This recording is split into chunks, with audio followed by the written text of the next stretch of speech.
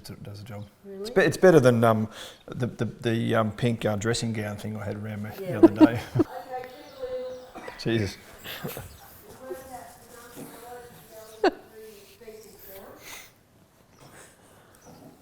How you going, mate? My name's Andrew Bowe. I work as a farrier. I think this is about my 35th year, and I actually started learning farrieing when I was at Dookie College. Was a traditional trained farrier for probably 10 or 15 years after that, and then I started heading towards looking for a sustainable solution to prevent horses ending up with chronic lameness issues. And I guess I headed more towards the barefoot rehabilitation side of things, trying to find sustainable hoof care options for horses. Most of the time working on horses that have hoof issues, and we can help them basically get back to I guess performance, and at the same time keep them sound in the long term. So that's pretty much me, mate. Head down, ass up. And this is my wife, Nicky. Hi there. I grew up on a farm, went to ag college, met Andrew at ag college. We've been mates ever since. So we now run the Barefoot Blacksmith, which is a business where we teach trimming workshops on weekends. We also do other educational sessions on request, like for the pony clubs or for other uni courses and that sort of thing. And we've also now developed a college where we teach people to be professionals like ourselves, encouraging them to do what we do in other parts of Australia. So we've got people in different states now doing what we do, teaching trimming workshops and teaching anatomy at Pony Club and at schools and colleges and that sort of thing. We also run a rehab centre, so we rehabilitate lame horses, and that helps us with our learning and also with our teaching. So we're always learning, and we believe we are always learning. Every day we learn something new. And the rehab business really helps us out. We also have retirement horses. So somewhere, we live in a lovely spot of Victoria, and the horses come and retire there in herds. And those horses are used to help us teach our trimming.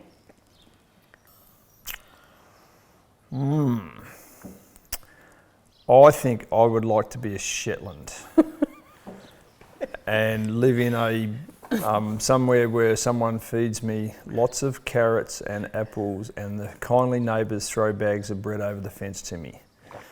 And any kid that comes too close to me, I could bite them on the backside, and I can chase dogs and cats around, and that would be my life. Oh, and I'd kick the occasional farrier too. What about bite? Yeah, bite them, yeah. I think I'd like to be a competition horse with a very good owner who considers me and looks after me properly, and is not just striving to achieve her goals, but is also working with me and working on my diet and my body, and maintaining a longevity, but also having a bit of fun, going out, competing. I'd have to say, without a doubt, it's the one line, my horse has never done that before. Yeah. Yeah. It's never bitten before, it's never kicked before, it's never broken off before, it's never stood on anyone's toes before, never done that before. That's without a doubt, we hear that so often. Horses can be very dangerous, and I think people think they're loving, cuddly, fluffy, pretty things, but if they don't have the knowledge to own and handle a horse, they really shouldn't have one. So I believe that you need a license to own a horse. If we're talking about workplace safety, I guess a lot of it is in trying to avoid these incidents by setting things up correctly.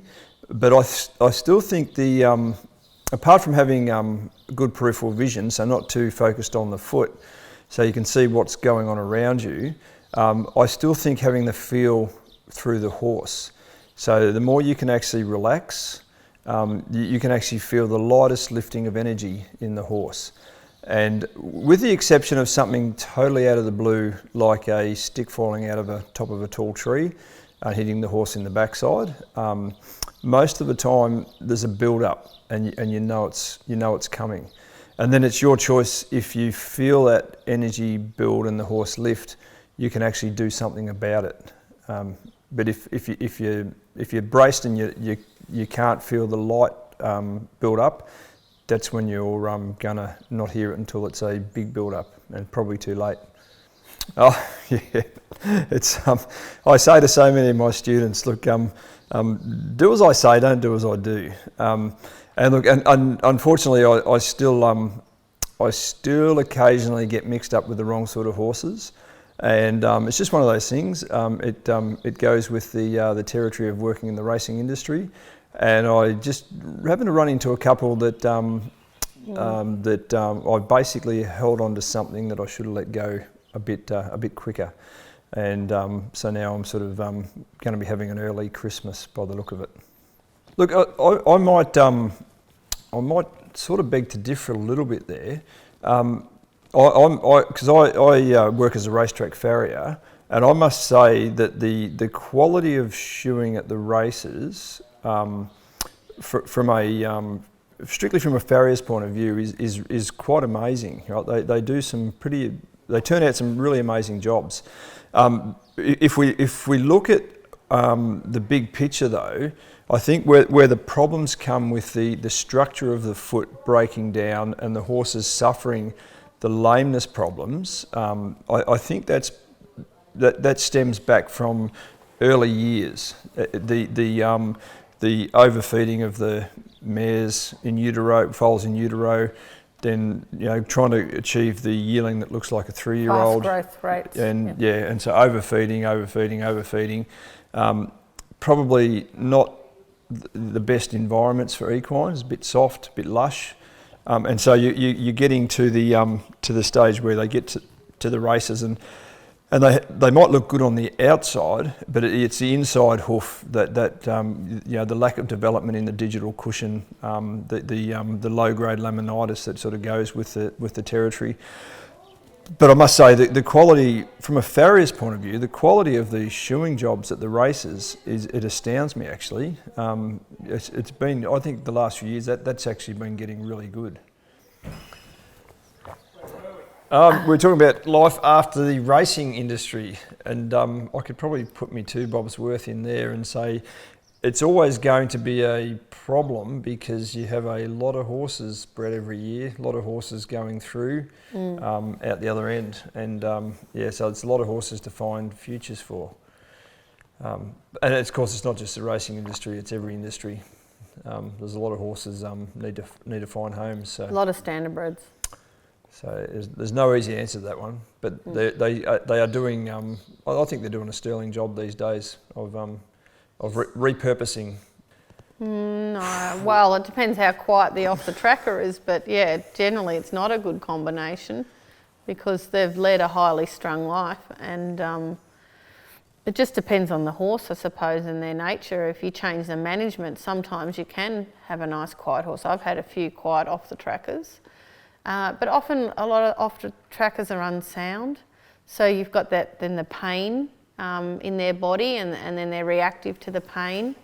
So it just depends really. But I mean, older women probably need a purposely bred horse specifically for temperament and trainability, and I suppose tolerance. Oh, your horse isn't bleeding? It can still walk. It's not tripping. No, it depends on the horse and what you're doing with the horse, and how the horse behaved, and all sorts of things. I think the best thing to do is to learn what a good hoof looks like in your environment, and recognise that. But hopefully your trimmer knows what they're doing. A good trim is a trim, as Nicky says, that doesn't leave the horse sore after the trim, which can be challenging. Sometimes if you ask a trimmer to come at irregular intervals and you've got fast growing hooves and it might be spring, anyone who says they have never left a sore horse has never trimmed enough. So it's a bit hard to judge that way. But I think the long-term picture should be taken into consideration. And I think ultimately what we're trying to do with a hoof, what we're trying to achieve, even though this is only half a hoof here, we're trying to achieve a hoof that is holding together quite tightly as a unit. And so that the hoof doesn't have any cracks or flaring, and the hoof holds its balance between trims.